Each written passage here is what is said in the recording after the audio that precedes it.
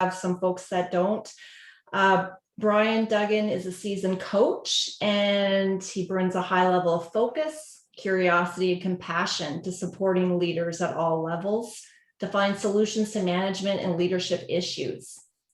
Brian's approach is person-centered, strategic, solution-focused, and respectful of cultures, diversity, both within organizations, and also respectful of employee objectives. He has extensive experience as an HR consultant, which he brings to his coaching practice with executives and other leaders in both private and public sectors. And he really supports clients and teams to understand themselves more deeply in his approach based on lifelong learning.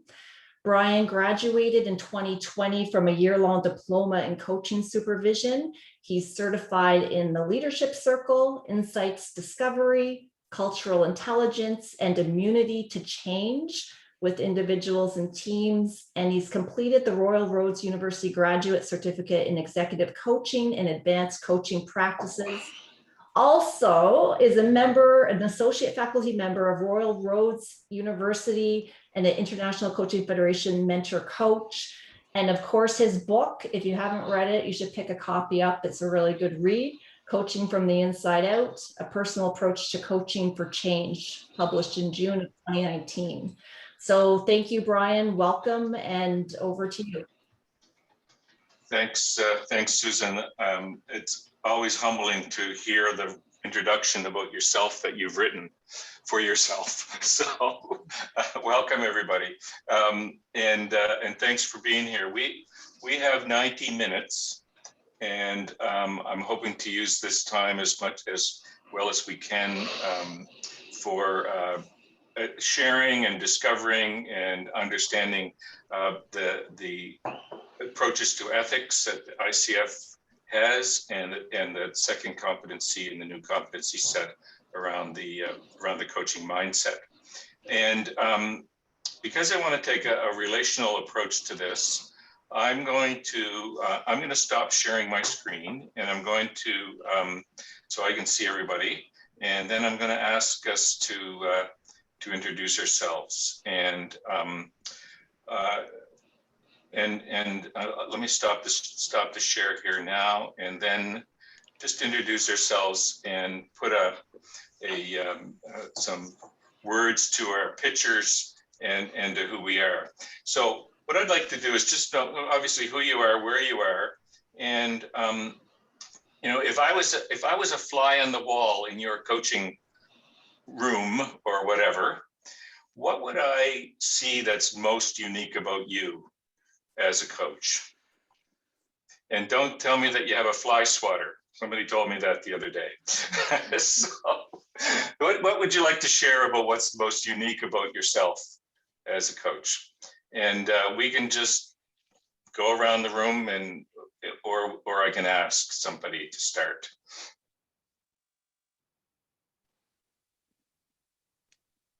I'm happy to start. Thanks, Ariana. My name is Ariana, and I'm in Halifax, Nova Scotia. And I am a business and executive coach. So I work with a lot of business owners who are running very busy companies, and executives and leaders and soon to be leaders. We're also very busy. So I think, if I'm understanding your question properly, I think the unique aspect of my coaching is I bring a very thoughtful approach and a calming influence to our engagements. I like to take seemingly complex issues and drill them down and try and simplify for my clients so they can get a sense of clarity and peace that can come with that as well. Thanks, Ariana. Who would like to go next? I will, Brian. I will. Oh. Okay. Great minds, Michaela. Pat Rothenberger. I'm actually the membership director for the ICF Atlantic chapter. I serve on the board with Brian and Michaela and Susan. I'm a career transition and leadership coach. I'm partnered with a firm out of Montreal. It's a positive business psychology firm. So whole host of services from there. And if I had to, it was a stumper, Brian. I had to really think about that. What was unique about me? Because I find that pretty challenging. But I would have to say is I always try to bring some humor to a session, always, at some point in the session, whether it's with a joke or, with a funny metaphor or poking a little fun at myself or at a situation. I think that's what is unique to me. Okay, thanks, Pat. Michaela? Oh, sorry. So I wanted to go soon because I feel like I would just be repeating everybody by the end of it, because I've already heard some things that resonate from both Ariana and Pat. So my name's Michaela Richter. I'm the board secretary with ICF Atlantic, and I am a personal growth and leadership coach, working mostly with small business entrepreneurs in both creative and service-based industries. And I would echo Ariana that what you would notice about me is really just trying to boil things down to the simple, basic elements of what they're saying, and really drawing threads from, the word vomit that can happen, and making those connections that help simplify things. And then, much like Pat, I like to keep some lightness and humor in my sessions as well, and have people feel like this is a non-hierarchical relationship and we're in this together. And I'm not here to tell people how it is. I'm just here to partner with them in that exploration. Okay, thank you. Great. Robin, I think you were waving. Hi, everyone. I'm in Montreal. It snowed yesterday. Yeah. Yes, Kate, it snowed. And it's so nice to be here. So what would you see that is most unique about me as a coach? I'd have to say, well, certainly Pat and Michaela, humor, no question, and you could probably already tell, but possibility, absolute possibility. I don't see any walls, which is why I'm so fascinated with ethics, because it's really a matter of, deciding where they are and knowing where they are. So possibility, opportunity, and this leads to not taking oneself seriously. And so I help clients with that. And I think it's because I've been through the dark, and so I've learned not to take myself that seriously. And so that way they can start poking holes in themselves, and it leads to a lot of open places. So that's most unique. Well, thanks for the question. Great. That's a wonderful question. Thanks, Robin. Thank you. Kate? Hi, good morning. I'm not dialing in, I'm not calling in, I'm zooming in from Greater Victoria on the West Coast. So my reaction, I'll attribute it to that, Robin. And also it's 8 a.m. and I'm just having my coffee. So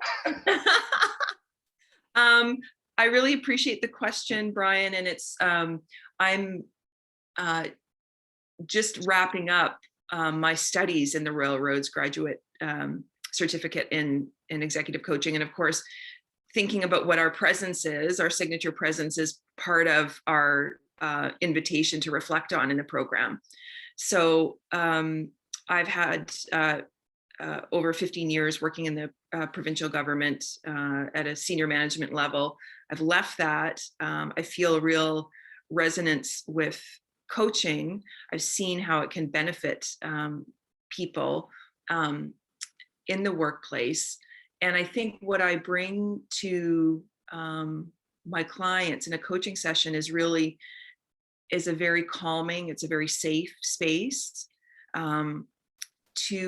for exploration, and through some thoughtful questions, also affirming people's strengths, because a lot of the people that we work with are so focused on what needs to be fixed. There's not a lot of, I find, a reflection on everything that they're bringing to their role and their job, and it really affirming their strengths.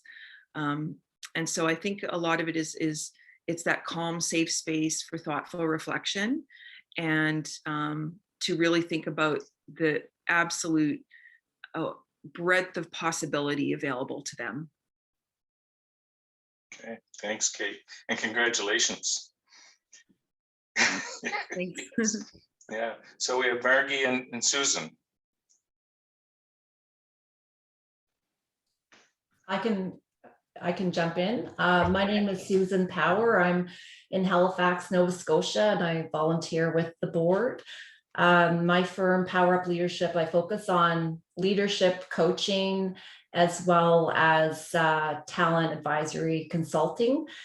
And it's a really interesting question. And it's funny, just before this call, I was having a conversation with Margie about the chapter, and I appreciate the question, because really the value I know that I've gotten since I've been involved in ICF Atlantic is new relationships, meeting new coaches and seeing different approaches. And that's what I think our chapter really exists for locally, that we have this wonderful community of brilliant coaches. And I love the fact we could have folks zoom in from Victoria, Montreal, outside of our Atlantic bubble as well. So if a fly was on my wall, I think they would say that I ask the hard questions once I have that trust and relationship with my clients. I'm very business results focused, come from corporate, and I want the client to get value from the engagement. So I'll ask those uncomfortable questions that, sometimes my client doesn't like hearing it, but usually it causes some reflection, and I think it results in them making progress towards their goals. So I listen closely, and I'm pretty authentic. I say what I'm thinking through asking hard questions. Okay. Thanks, Susan. Hi. Hi, Margie. All right. Can you hear me okay? Good. Yes. I'm Margie Humphreys, and I'm in Halifax. Thank you to Kate for giving me my answer, and thank you to Brian for the question. So I was noodling on this, and I thought, what is it? So the first thing I thought is, it's something around thinking out of the box. That's what the fly on the wall is going to see. And I couldn't put the sense around it until Kate said signature presence. And through my coaching career, and actually my consulting work also, people have always commented on their ability to get to multiple perspectives and to get out of the box and out of their way when they're with me. So that's mine. Thank you. Thank you. Wow, so sometimes the unexpected happens, because I did not plan that question. That question was totally in the moment, and the answers directly and very, very nicely dovetail with what we want to talk about. One of the things. But you haven't done yours, Brian. Oh yes. Okay. Well, did you miss Susan's eloquent introduction? No. Not at all. Not at all. But No. you've got to be in the hot seat too. Okay. So fly on the wall for me is very evident to me, because every time I demonstrate coaching or I coach, people say you're patient, easygoing, agenda-free, non-judgmental, and just let things evolve. And let me tell you, I can tell you that all of those things have evolved in me over time, because they weren't always evident. So I think so. Thanks for that pushback, Pat. Because what I think we want to get at here is that we want to talk about setting the foundations for coaching from an ethical and a mindset perspective as a whole. We want to see it as a whole. So, when I started to study ethics, it was all about right and wrong. And it was actually about moral theology. And I don't want to go there. Okay, so that's all not good in what we're trying to talk about. Yet the root of it is that, well, how do we behave in relationships that enhance relationships and enhance the dignity and the moving forward of people. So everything that and this is how we behave, how we show up. And the thing I learned a lot last year, and the statement that I learned the most is, who we are is how we coach. And so coming out of that question and your responses to that is who you are, how you coach is going to automatically evolve into that foundation of coaching that we have and that we bring to others. So I'm going to go back to sharing my screen, and we're going to move forward here. So let me see if I can get this thing to move. Oh, there it is. So we've got some learning objectives, mainly because we need to have learning objectives in order to get ICF credentials for this. So that's a big part of it. But the other part of it is that what I hope to do when we have some discussion is to come to construct some learning ourselves, because we have a wealth of experience and a wealth of knowledge in this group, and we want to learn how to use that with each other. So we're going to hopefully understand in a different way, some ethical intuition. And the word intuition comes up in the competency around coaching mindset. Look at trust and resilience as a part of ethics from again, a coaching competency perspective, and engage in emerging challenges. So what I find most curious about this often is that we don't even know what challenges are there and what challenges could be coming up. Obviously, we're looking at competencies 1 and 2, those foundational competencies of the new coaching model, and then to hopefully develop some reflective practice to anchor our ethical coaching competency. In other words, to drop it down, as my coach supervisor says, drop it down inside, go down, so that it's in us, not just in our heads.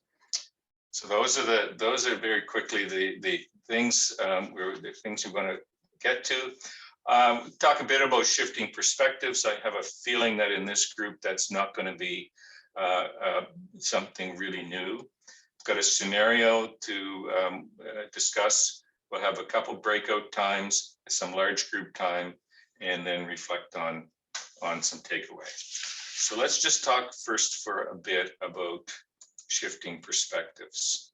So here's some of the shifts around relational approach to ethics, from doing to being. We most of us remember when we were starting to do coaching or any other profession, it was all about, are we getting it right? Are we doing it right? What are we doing here? Are we able to get all the steps, tick off all the boxes, all of those kinds of things? Well, we can be thinking that way around ethics as well, and about how we show up. But really, this is about who we are and how we show ourselves from our own inner core strengths in managing ethical conflicts, things that don't sit as being okay with us. It's about being okay. I should mention that I'm going to finish this PowerPoint off after our session, and it'll be available to everybody. So you'll be able to get this PowerPoint. So again, just another way of saying from doing to being is from shifting from adhering to an ethical code to, the 10 commandments or the numbers of things that we're supposed to do, to living ethics. How do we live it in all of it, all of our relationships? And you notice that in the new competency model, it demonstrates ethics throughout the coaching relationship. It's not just adheres to a code.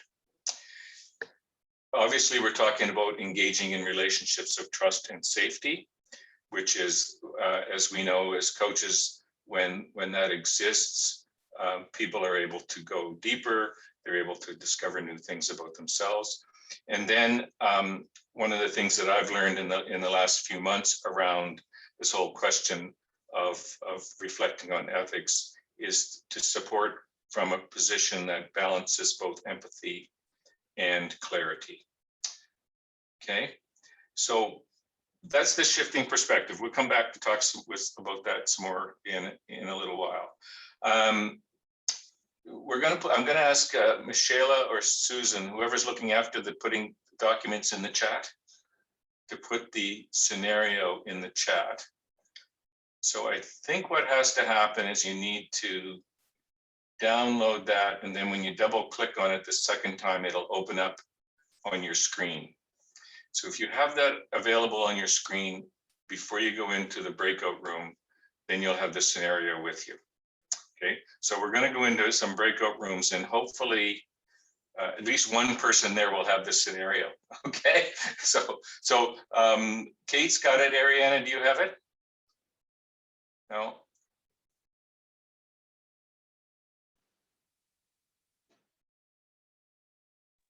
No, I don't see it in the chat. Is it? Did it show up in the chat? Yeah. I don't see it yet either. Okay, it says ICF ethics webinar. It's a I have it. PDF. No. I have No? it and I've downloaded it. Susan, can you just email it to me? I think it's because I'm using the browser and it's not available to me. So there, it just went up again. You have it? Can you see it there in the chat, Ariana? No, but I have to be on my phone today. So maybe that's why it's not showing up. Possibly. Okay. So let's hope that, Margie, do you have it? Yeah, Margie has it. Susan, do you have it? I do. I can email it to Pat. Ariana, if you throw your email in the chat, I can include you on the email. Okay. All right. So let's just think about this, how we're going to do this. I'd like us to get about 10 minutes in the breakout rooms. They're going to be randomly selected, and just to facilitate the coming back to the room, though I'll probably get everybody to engage in it, but you'll have groups of 2 or 3. The person whose first name begins with the earliest letter of the alphabet, I would like you to be the facilitator and the reporter for your group. Okay, so that would just be the simplest way, that we don't have to discuss and decide who's going to do what. We'll just keep it simple that way, and then we'll go from there. Okay, so let's go into the breakout rooms and the let me get rid of this. The question, and it's on this scenario, is, as a coach, what is okay and not okay about this scenario? That makes sense. So as a coach, what is okay and not okay with this scenario? So you have it. We can go into the breakout rooms now. Looks like Susan might be doing that. I'm just creating them. Okay, great. Okay.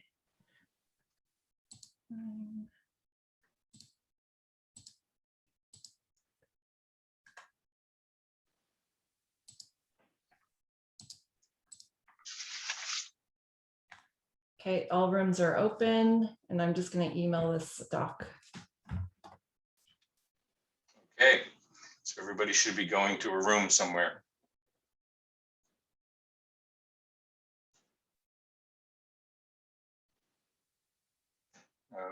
Michelle, you didn't get assigned.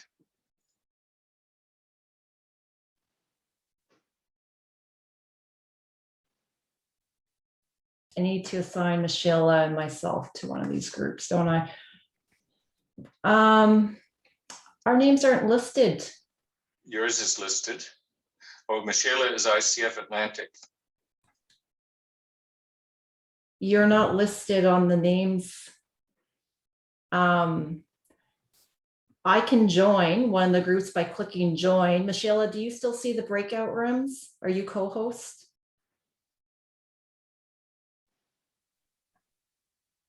I see you, Brian, but Michelle isn't listed as a.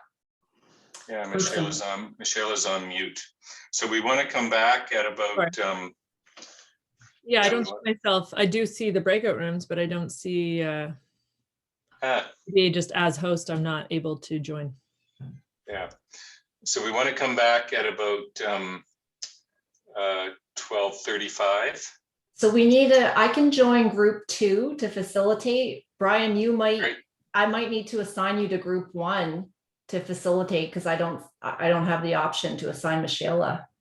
No, you go ahead, Susan, and join group 2. Ariana, being the person with the earliest name in the alphabet, should be facilitating that. Okay, perfect. Yep. We'll join 2 then. Okay, Michelle and I can sit here. I'll eat my soup. Yeah, you go right ahead. You go right ahead. Okay. Baby needs feeding. Yes. I am going to read though that scenario. Yeah, I'm reading it over again too. Yeah. Just to refresh, or not refresh, but familiarize myself.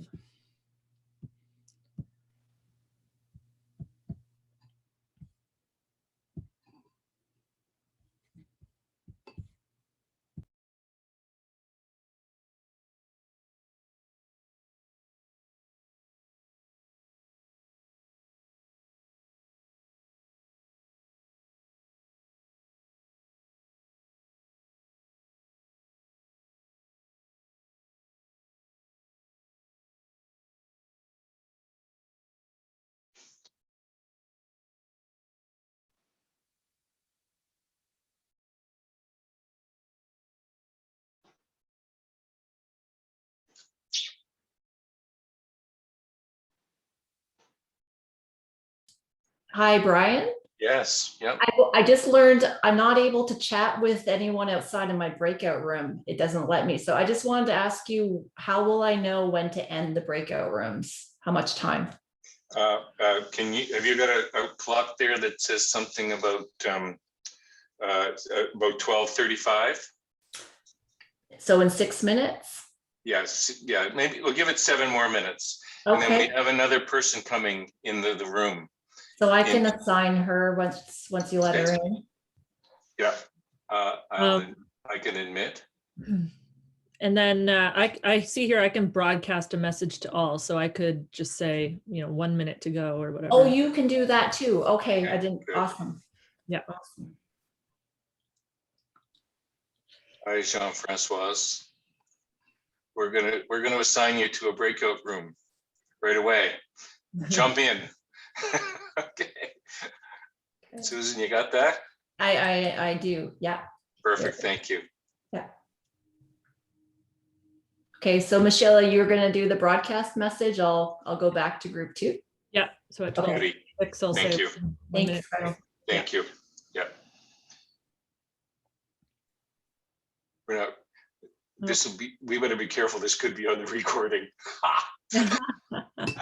Just thought Don't about say anything that. incriminating. There's a good laugh for everybody who's listening. I can also edit.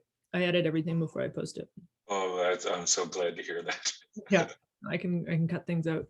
We sort of threw Jean-Francois in there. I'm not sure if he's gonna have the he won't have Scenario. Yeah. Yeah. Well, let's hope that's a good group of people. Yeah. Yeah. Let's just. I can send it to him directly. I'm noticing here in the chat. Oh no, I can't. It's just you and me. I'm able to send to at this time. All right. Well, they'll figure it out.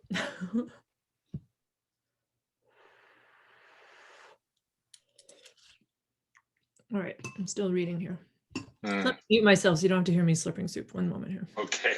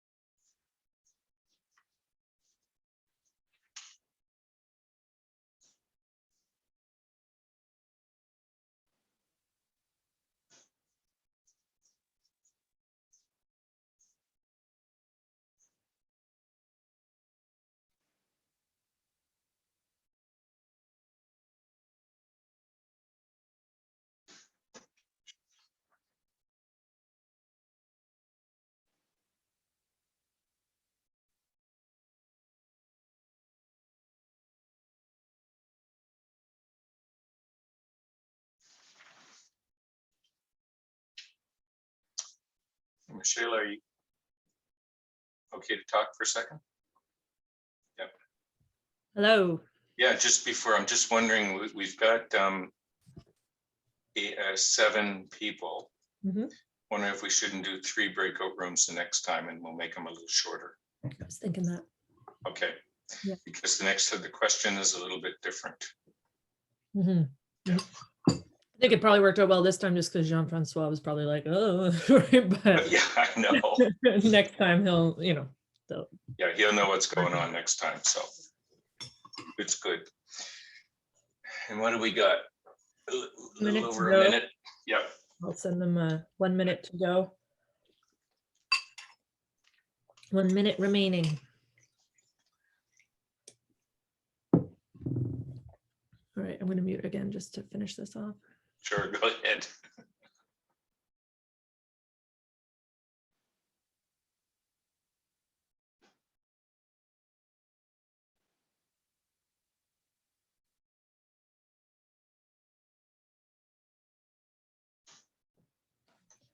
Yeah, the baby requires hourly feedings these days.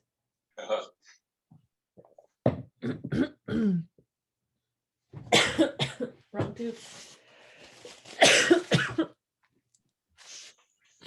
All right.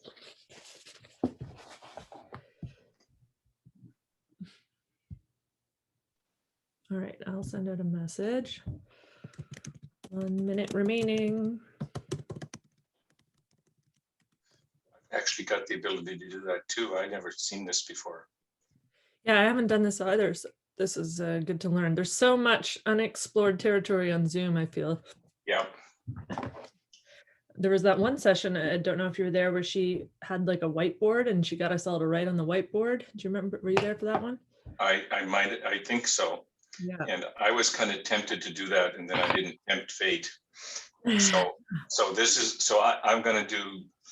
I'm gonna actually write notes and add it to a hidden slide, add them to a hidden slide. Yeah. And that'll be not hidden when the PowerPoint goes out. So I can close all rooms here at 12:37, which is now. Ready? Bring them back. Okay, I'm ready. Thank you. Oh. It says all rooms will close in 53 seconds. Yes. So, okay, now we know. Now we're good. 1 minute remaining. 1 minute. When you close the room. Yeah. That's all right. It'll give people a little more time to finish their thought. So I'm going to move my. You have a green screen, but no background. Yeah, well, I didn't put a picture up because I didn't want to worry it. And as you know, my picture wavers and it's very distracting at times, right? Keep it simple. Yeah. 12 seconds, 10. Yeah.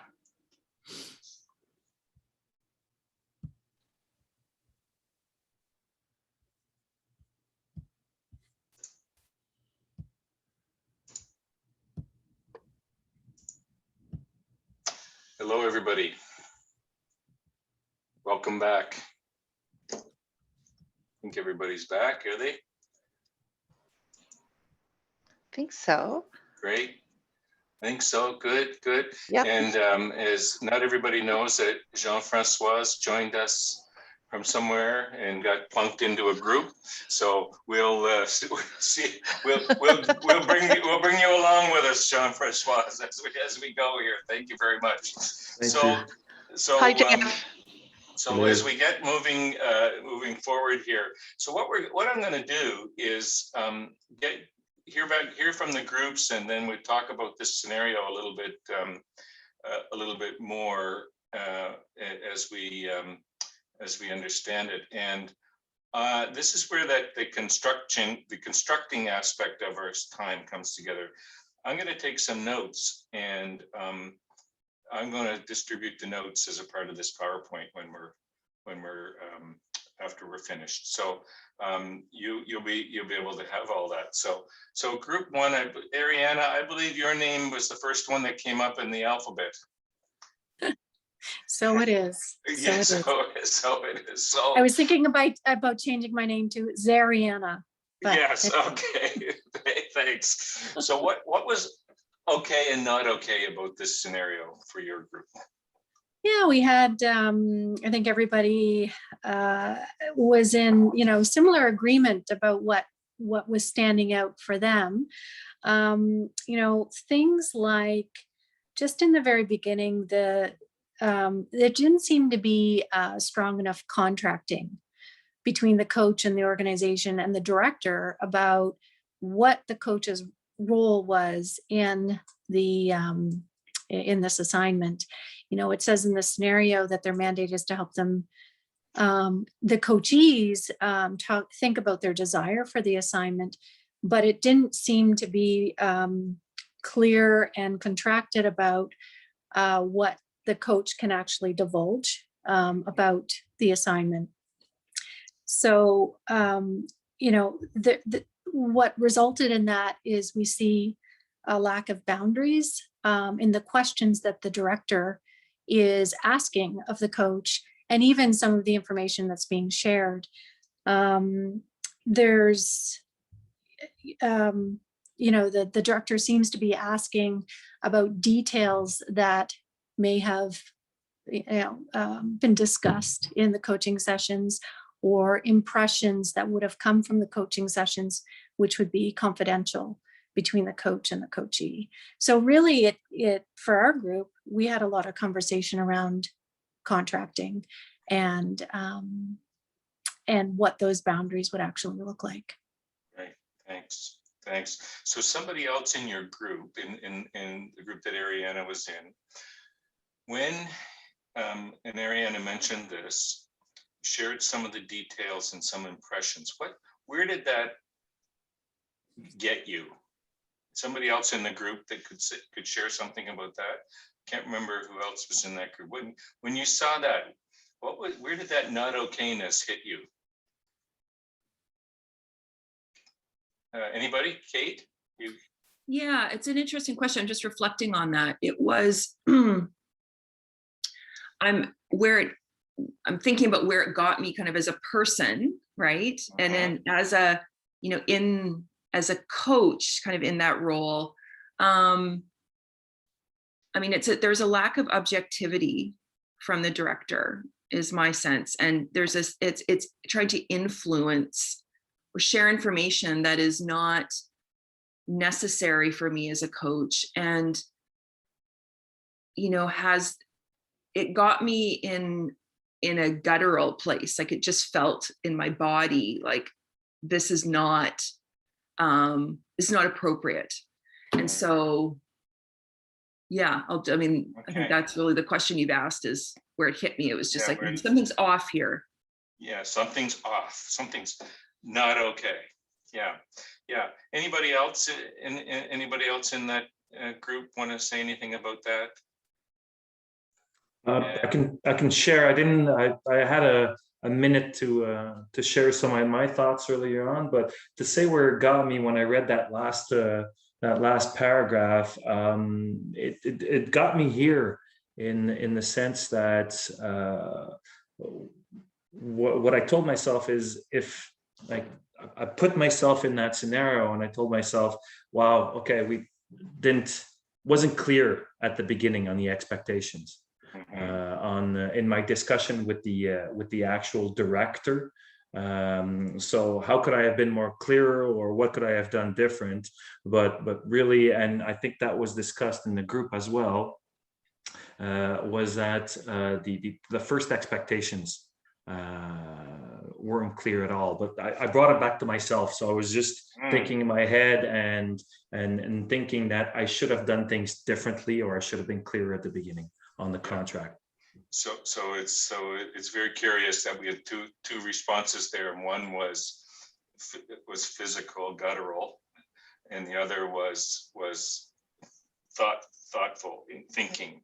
So this is about knowing ourselves. Where is this stuff going to hit us? Yeah, Margie, do you want to jump in? Something? Yes. Thank you. I will own that my response went it went to the head, like it went to a mental response, but it was so closely paired with irritation. It was like, and I felt like the warrior who manages the boundaries came up. And she was on it. That's but and in the same nanosecond it was like, I have to deal with this mess again, because this is a recurring mess, right? So I had all of those things all at once. Issues competing for attention all at the same time. Yes, I had and I did find that I took a breath. I had to take a breath. It's like, okay, what am I going to do first? Right. Okay, so thanks, Margie. I'm just realizing there might be some things in the chat here. Just let me. Okay. All right, good. So we'll come back to this. So this is what we want to get at. So we're relating as a whole here. It's our bodies, our minds, our memories, our interaction with people. So the second group, I have Pat as the first person on the alphabet, but Robin, are you going to report for that group? I can, yeah, sure. Pat says. Feel free, Robin. Okay. Okay. I'll try. He's going to ask all of us anyway, so it's anything you miss or that we want to add, we'll probably do later anyway. Thanks for the warning. Okay, so what in your group, Robin, what was okay and not okay about this scenario? Well, we pretty much had consensus on what I think Ariana called contracting. We didn't name it, but we agreed that it was not clear. The organization, the sponsor, didn't understand what the coaching really looks like, and so that was definitely not okay. And it's a non-negotiable confidentiality, really, and any reporting is of a generic nature, diplomatic, generic, but certainly not revealing at all. And we also agreed, team, please.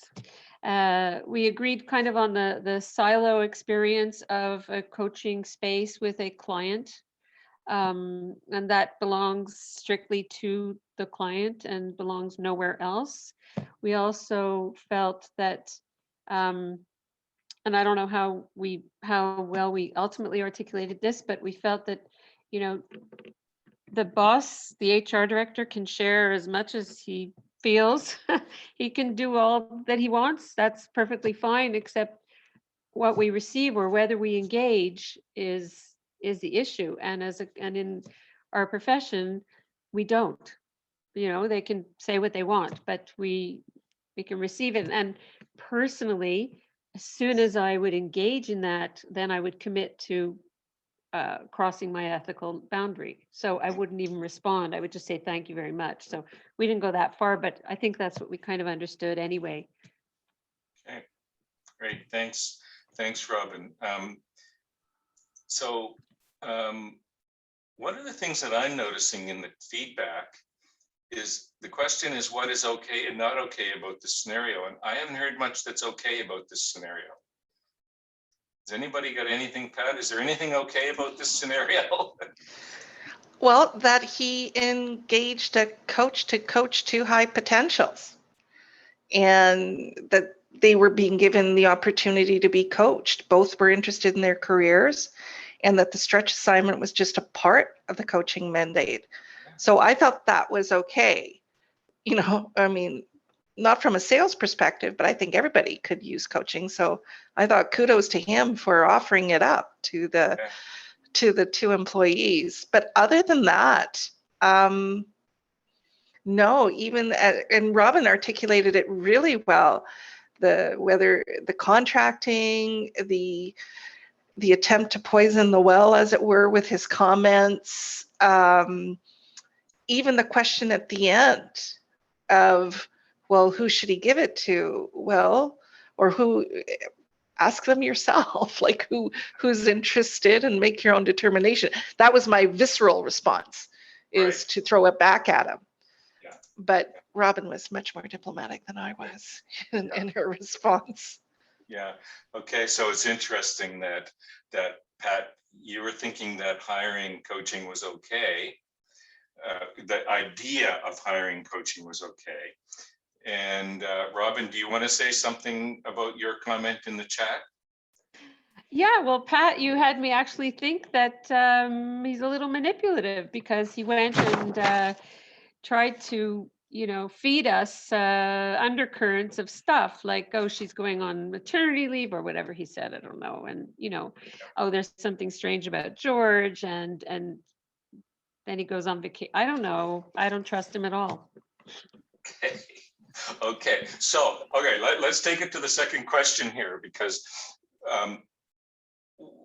just in general, anybody want to start to talk about one of the challenges that's under the surface here? In this, anybody want to jump in with just an idea, and we'll get a couple of those, and then we can move on.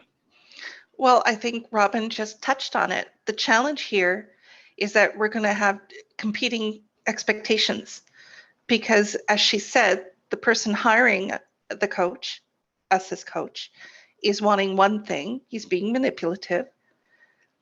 And on the other hand, because we're coaching just the clients, and what happens in the session stays in the session, it's going to backfire on him, because they might find value in the coaching and grow, and maybe discover that they don't want the stretch assignment, or that they do, or that they want to leave the company.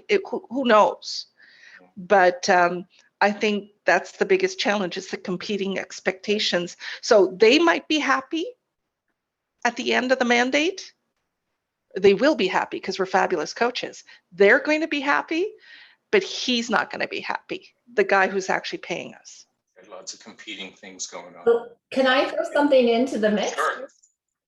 It's reminding me of a question that I hear in coaching engagements, where the executives are saying, and the ones who are approving the next phase of work are like, well, what's the output?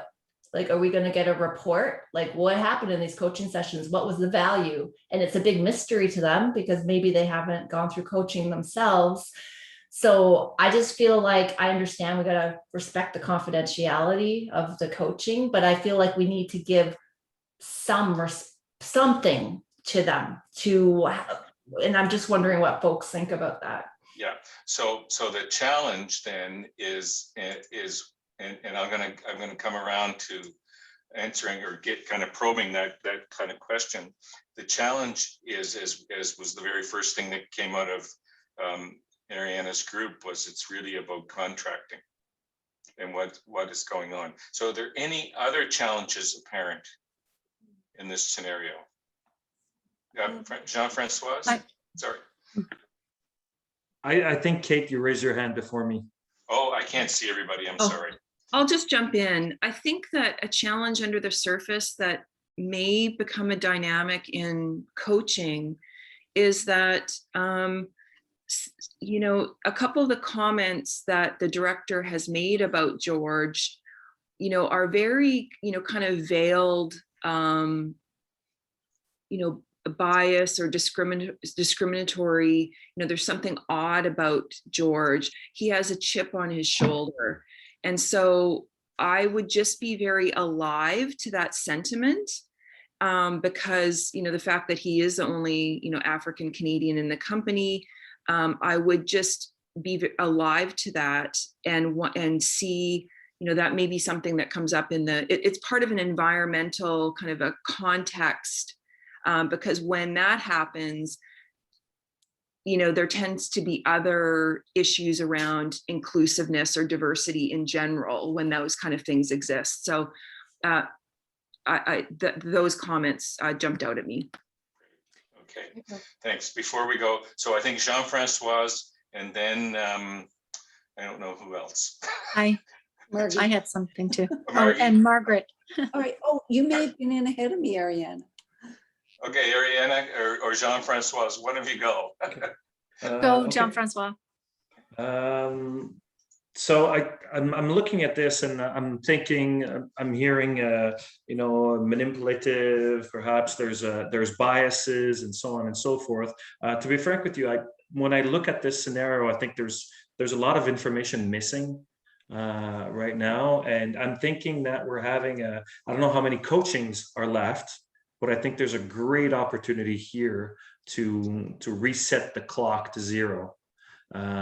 With the manager along with the coachees here to make sure that we actually achieve what both parties are looking for in here. And I think it's an opportunity at the same time also to have that discussion and make things clearer, as in, am I thinking this is manipulation or anything like that, and take this away from manipulation and make sure that everything is, how should I say, I only have the word kosher in my mind, but that's not the right one.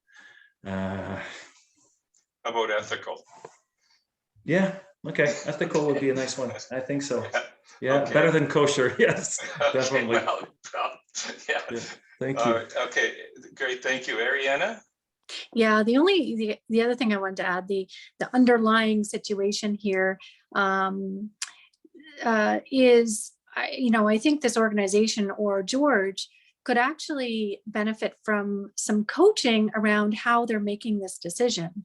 Asking him about what are the objective metrics that he would like to use in order to evaluate a potential applicant for this new promotion. And that could, so anyway, I think that's something that's missing here.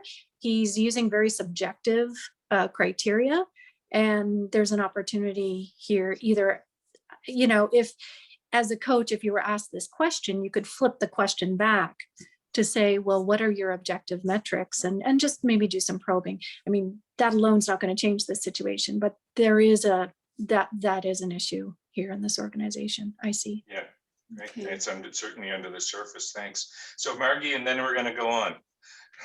Okay, so I'm seeing another underlying challenge, and that is that as a coach, I have 2 clients who are peers and who are basically up for the same promotion or stretch piece. So I've actually experienced a similar, not exact situation. And that came to me, and I think that situation comes with very inherent challenges, and they're nuanced, and they come up in the coaching conversation in the moment. So those 2 people could be talking about each other. They could, there are a lot of ethical roads to walk when you're coaching peers who are like potentially they're both interested in their careers. They both want to get ahead here.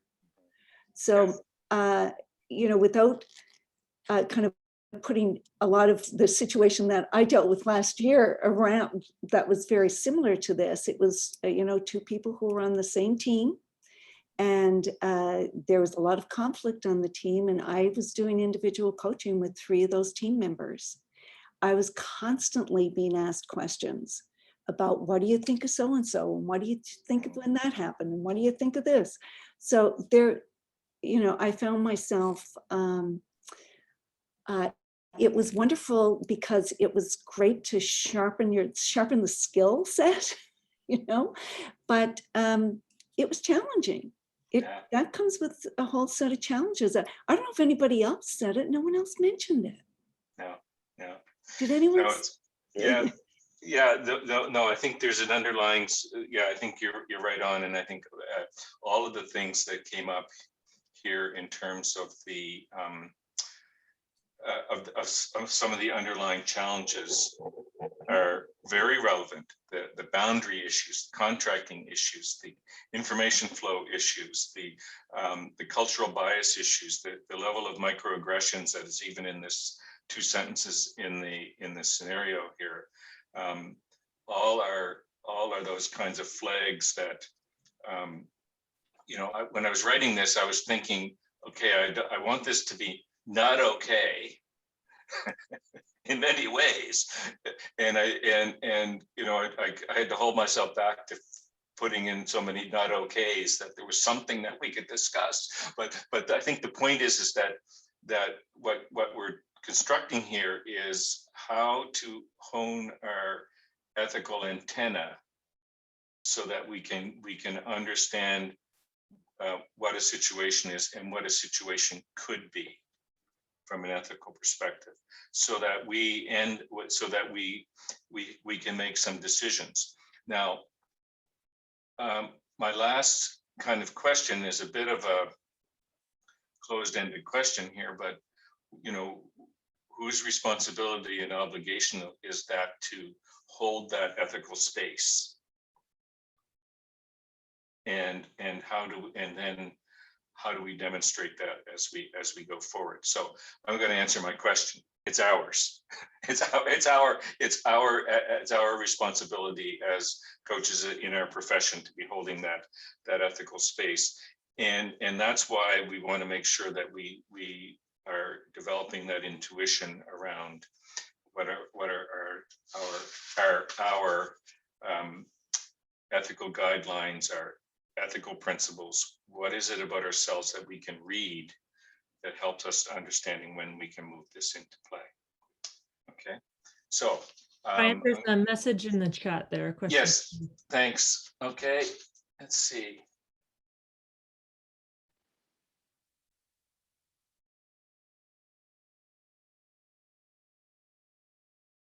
I'm not sure exactly what you're asking, Robin, but I wrote the scenario,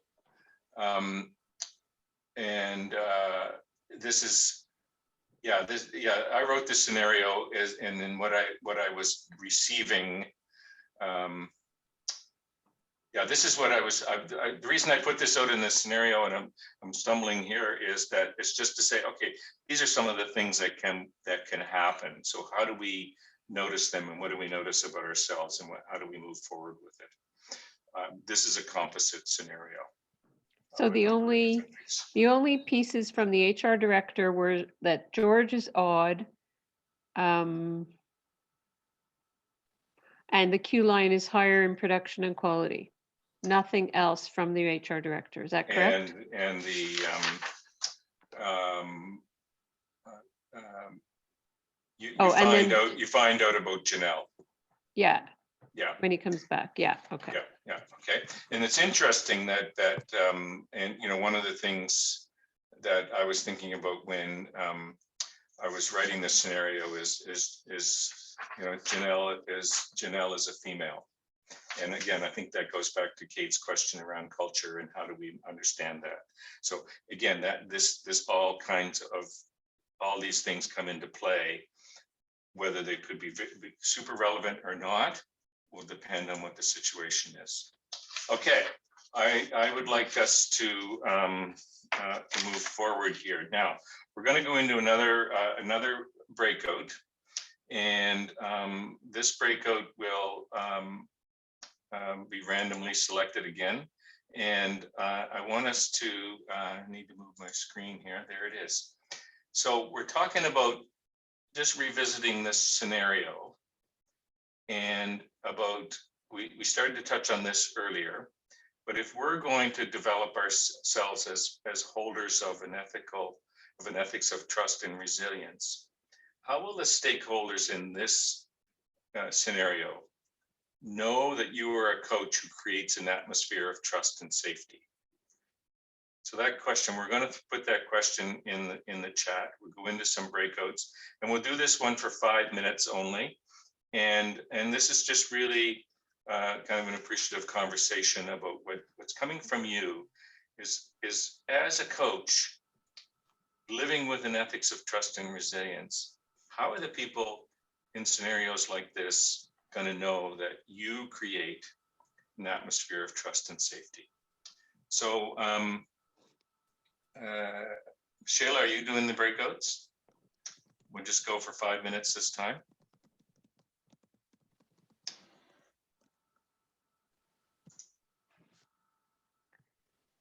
Okay, breakout rooms are underway, I believe.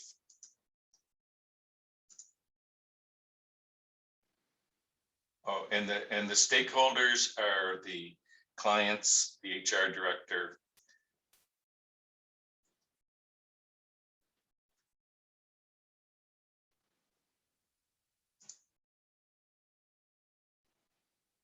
So Michelle, I'm going to go in the room and explain the stakeholders.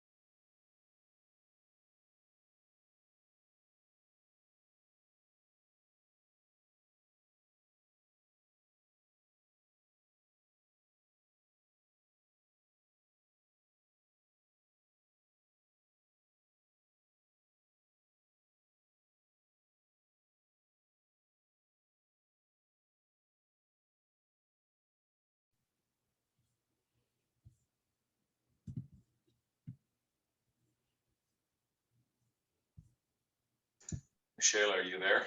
I'm here. Yeah, I just totally lost my Zoom there for a second. Holy cow. Robin went in and Robin asked who the stakeholders, so I can't get back into the room. I can write them a message, so I can say Okay. stakeholders equals. Equals clients, HR director, George, the manager. George. No, George, Janelle, and the director. Yeah. So the clients, George Janelle, and the HR director. Right. Wait, HR contact is different from the director. You have the HR contact, you have the director in your scenario. Just put HR, yeah, put HR. In the scenario, you just referred to him as the director. Right. Yeah. So clients, George and Janelle, and director. Right. Okay. Thank you. You got it. I'll send that. All the unanticipated questions. Yeah. Now I got. I tried to make it 3 rooms, but I must. It only made 2 again. I don't know. It's weird. Okay. Anyway. Yeah. So I think I need to go back to sharing my screen because I lost my screen. Oh, let me see if do you still There have I'm back now. Yep. I'm good. Great. Okay. So Very good. we wanted Yes. 5 minutes, which brought us to 10 after. So in 2 minutes, I'll close. The Okay. Very good. Yeah. And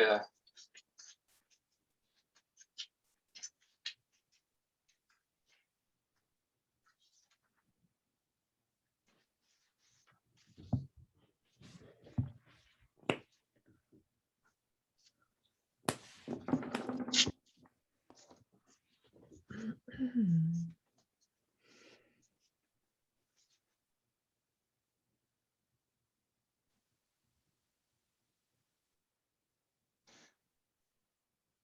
so I see where Donna God,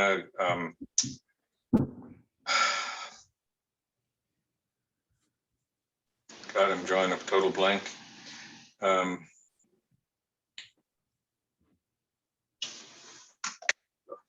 asked me, it looks like she purchased a ticket to this and then couldn't get in or something.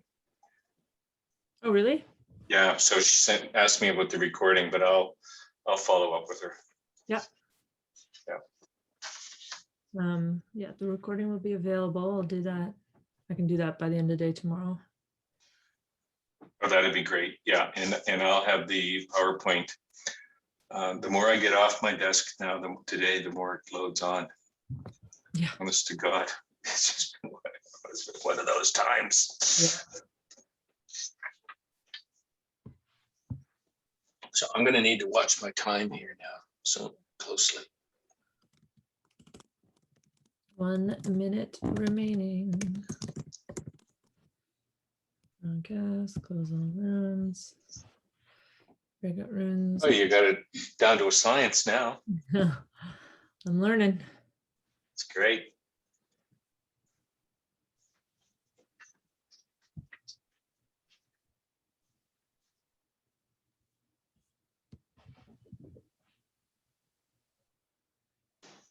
I never noticed the polling option I'm seeing down here. You can Yeah, you can do a lot of poll things. people, yeah.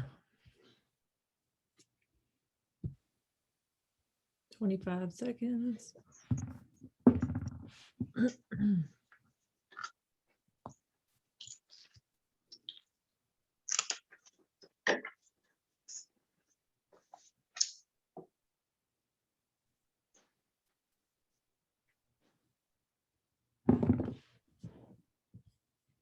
All right, they'll be back momentarily.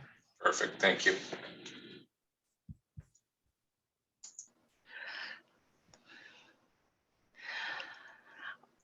Everybody back? I think so.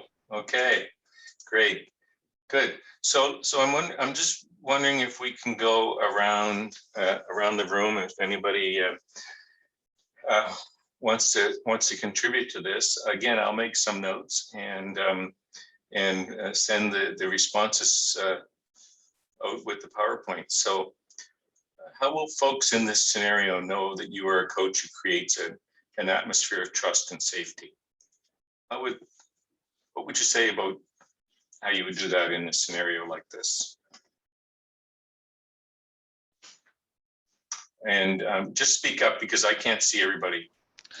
Hi, Brad. Oh, It's Pat. It's Pat. yeah.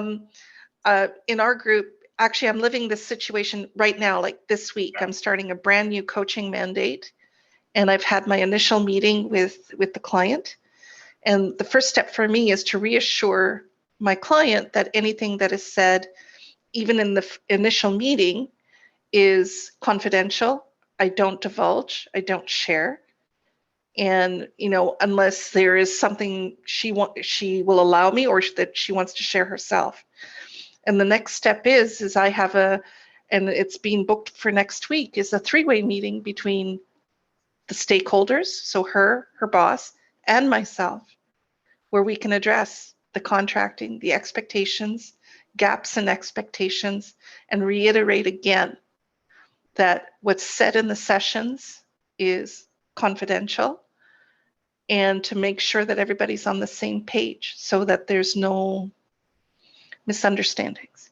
Okay. And then Susan brought up an interesting question, which I'll let her. Pat, yeah, okay, go ahead. Go ahead. I'm just going to check with each person. So anybody else want to go? Jump in, Margie? Yeah? No? Okay. How will people know that? There's an expression in French. Il faut que les bottines suivent les babines.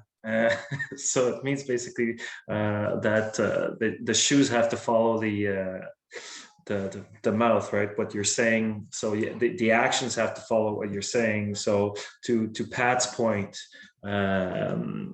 after you've had that contract, making sure that when they're asking you stuff, you're actually following up on what you've said, meaning that I'm not going to try to give you a little bit more information here and we're on the border of, but I'm going to say, no, you know what, this is confidential, I can't talk about that, and so on and so forth. So to make sure that, yeah, what you say and the actions you are taking are well aligned. Yeah, so walk your talk. That would be the expression, yes, thank you. Okay, all right, good. Susan, I see your microphone's on. Yeah, just as I was listening to Jean-Francois talk, the question popped into my head on, George needs some coaching here potentially. Maybe that's the scope of work that could be increased, but I just wondered ethically, because I know I've been in the situation before where you're coaching the boss and you're also coaching their direct reports, and you can maintain confidentiality, but it doesn't feel very safe and trusting to the direct reports often, and maybe even the boss that you're coaching. So I just wondered, is that what are the ethical considerations around that? Should it be different coaches, or how do you deal with that? So rather than answer the direct question, the question is what in your correct question helps people know that you're a coach who creates trust and safety? You're throwing it back at me? Yeah. I like asking questions better than answering them. Must be the coaching thing. Yeah. That's a good question. So I mean, I guess to kind of echo what Pat said, I'll constantly say this is 100% confidential. And then if they ask me my opinion, like so-and-so is a real piece of work, don't you think?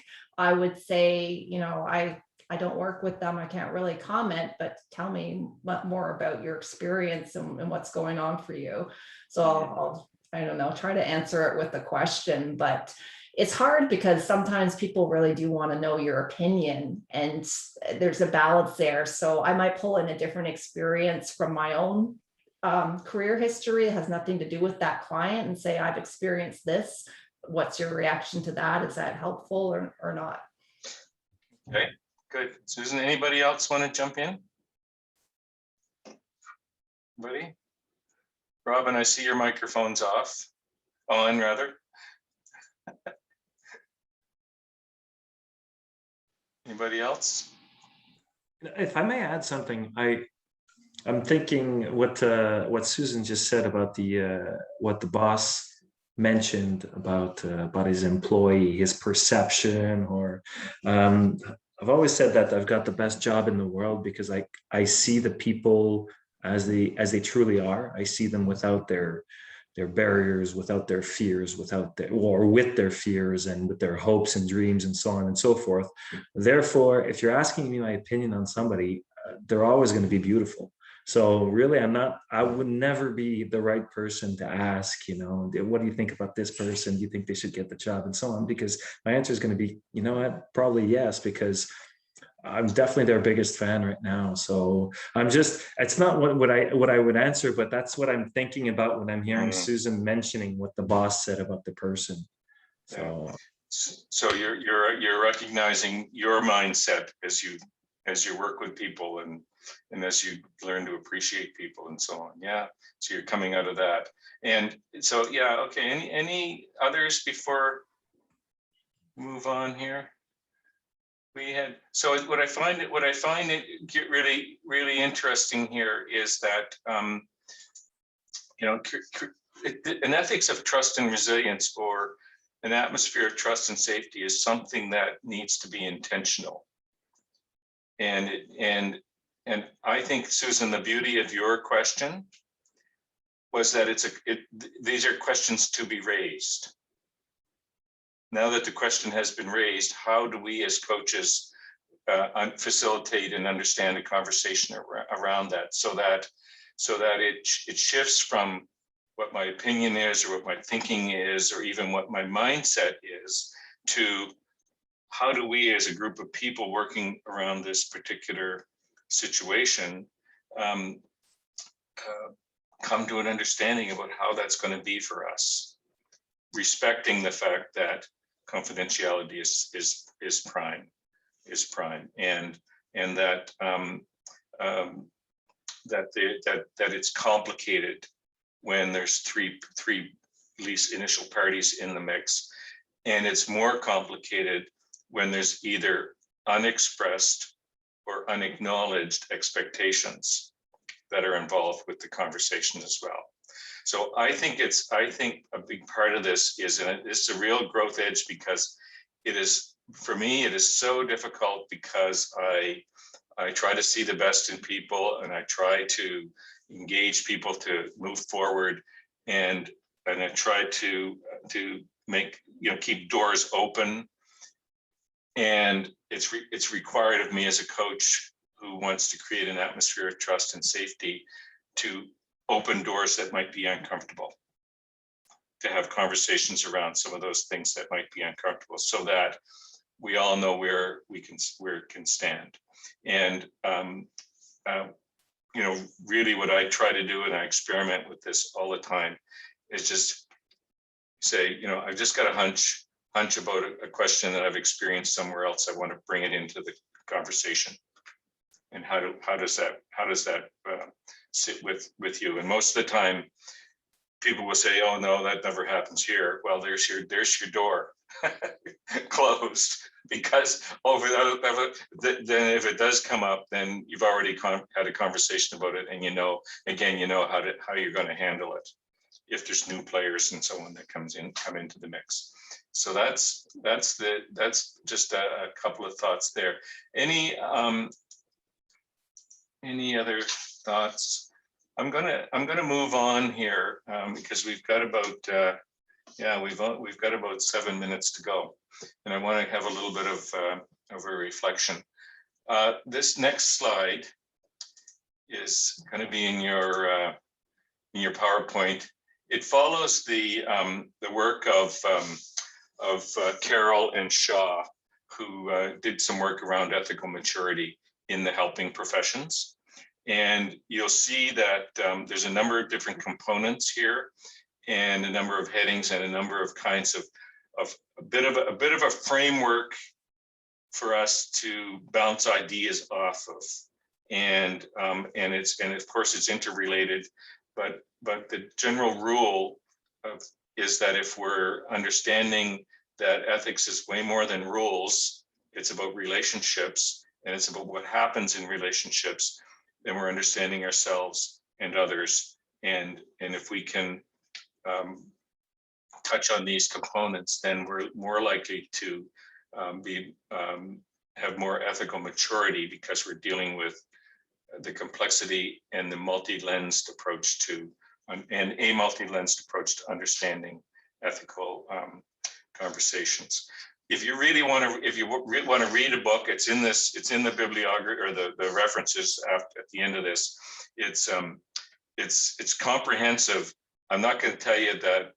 I mean, it took me back 40 years to some pretty heavy stuff, but it's really well done, and it gives us it's a really good approach to making decisions in our helping professions.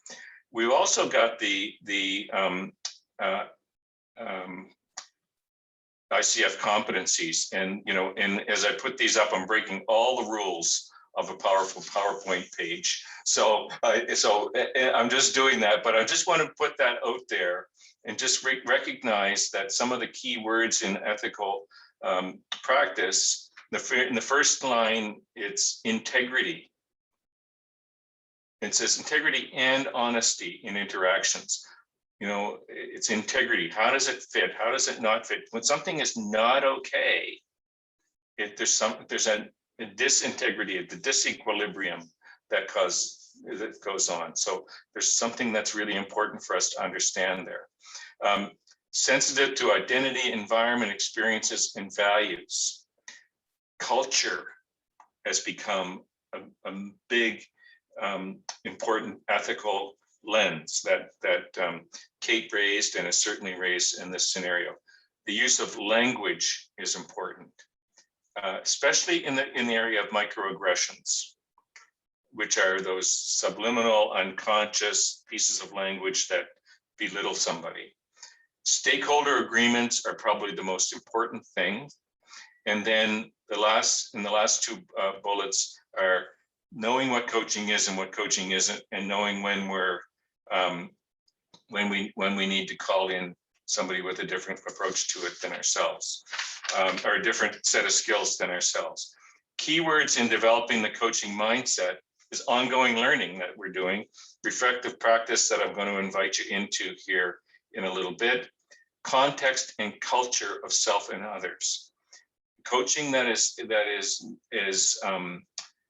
reflective of the culture that we live in today, the culture that people have come from, clients have come from, our own sense of power, place, and privilege is a big part of the coaching mindset. Using our intuition, using what is going on, what is that combination of thinking and feeling that is tweaking us into something that's significant, that we need to pay attention to. Regulating our emotions. I think somebody here said, "Oh, not this again."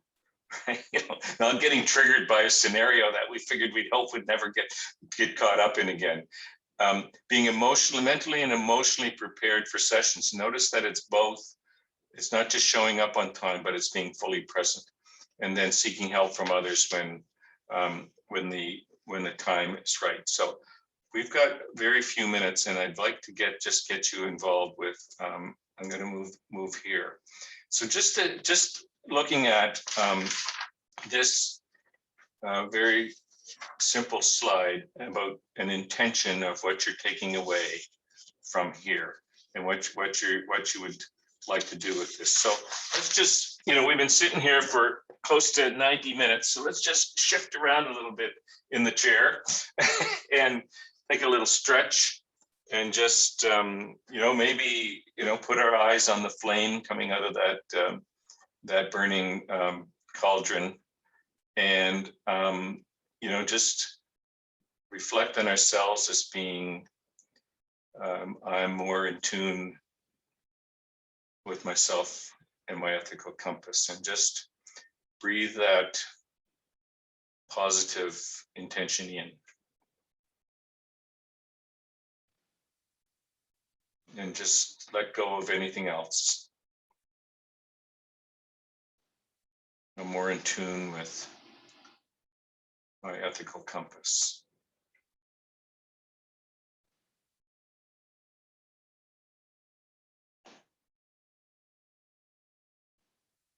And as you think about that, what is it that your stakeholders in any coaching relationship, your clients, your sponsors, will notice in your presence with them, in your ability to be with them?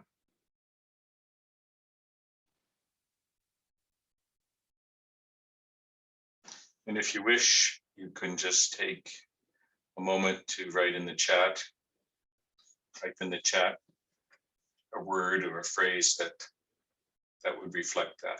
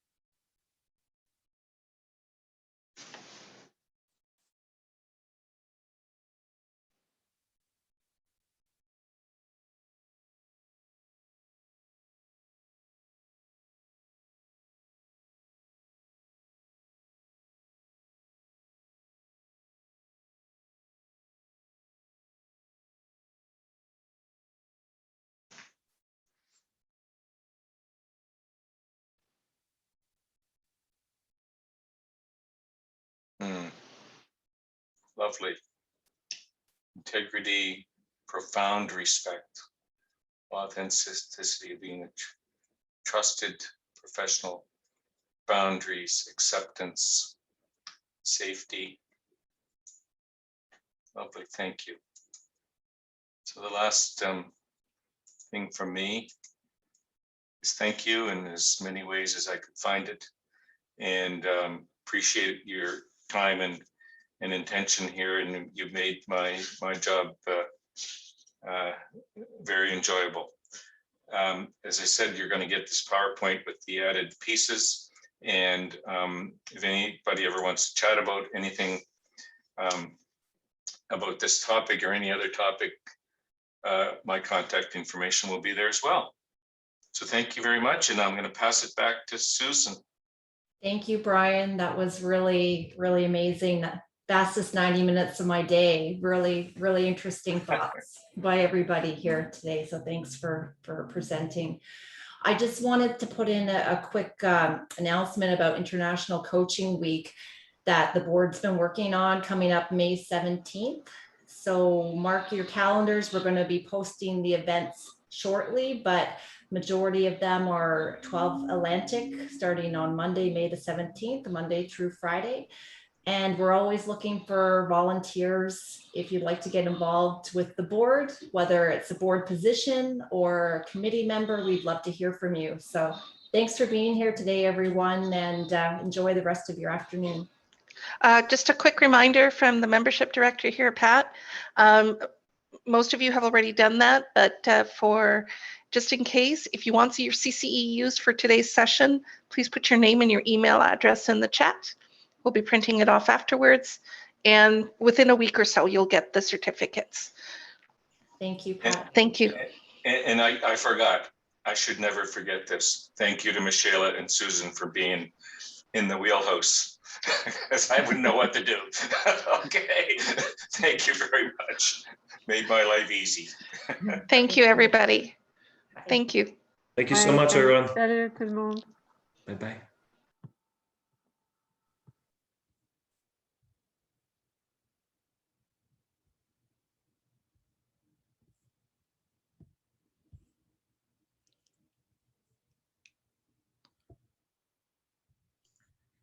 I'm just wondering Okay.